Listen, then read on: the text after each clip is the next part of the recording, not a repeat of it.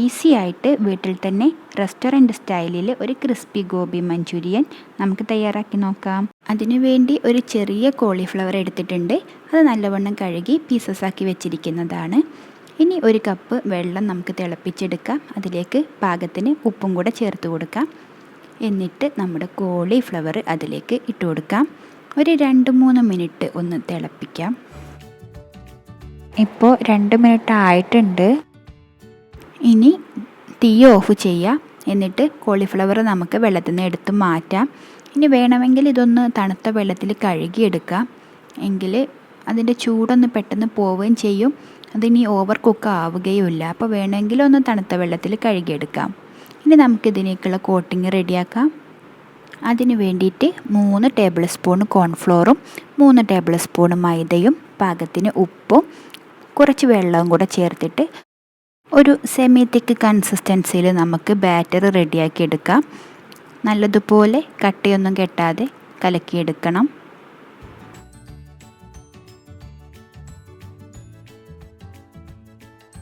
എന്നിട്ട് ഗോബി അതിലേക്ക് ഇട്ട് കൊടുക്കാം. നല്ലതുപോലെ കവർ ചെയ്യണം. നന്നായിട്ട് ബാറ്ററായിട്ട് മിക്സ് ചെയ്ത് ഗോബി നല്ലതുപോലെ കവർ ചെയ്യണം. വേണമെങ്കിൽ അല്പം കോൺഫ്ലോറും അല്പം മൈദയും കൂടെ ചേർത്ത് കൊടുക്കാം. ഇപ്പോൾ നല്ല സ്റ്റിക്കി പരുവായിട്ടുണ്ട്. ഇനി നമുക്കിതൊന്ന് ഡീപ്പ് ഫ്രൈ ചെയ്തെടുക്കാം. അതിന് വേണ്ടിയിട്ട് ഒരു കടായിൽ ഓയിൽ ഒഴിച്ച് കൊടുക്കാം. എന്നിട്ട് നല്ലതുപോലെ ഒന്ന് ഡീപ്പ് ഫ്രൈ ചെയ്ത് കൊടുക്കാം. ഇത് ഓരോന്നായിട്ട് ഇട്ട് കൊടുക്കണം, അല്ലെങ്കിൽ ചിലപ്പോൾ ഒന്നായിട്ട് കട്ട പിടിക്കും.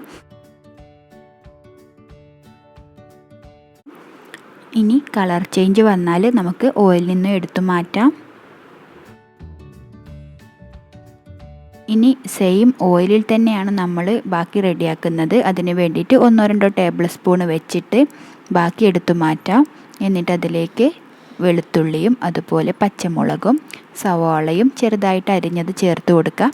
നന്നായിട്ട് വഴറ്റി കൊടുക്കാം. എന്നിട്ട് അതിലേക്ക് പാകത്തിന് ഉപ്പും കൂടെ ചേർത്ത് കൊടുക്കാം.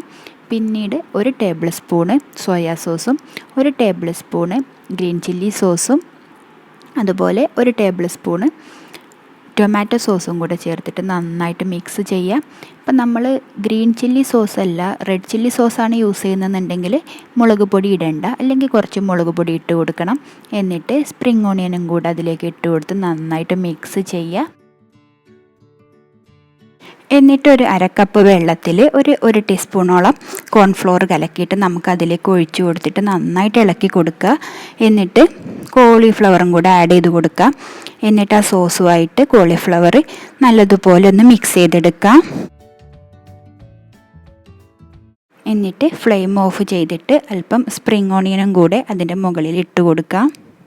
ഇപ്പോൾ നമ്മുടെ ക്രിസ്പി ഗോബി മഞ്ചൂരിയൻ റെഡി ആയിട്ടുണ്ട്. റെസ്റ്റോറൻറ്റ് സ്റ്റൈലിലാണ് നമ്മൾ ഉണ്ടാക്കിയിട്ടുള്ളത്.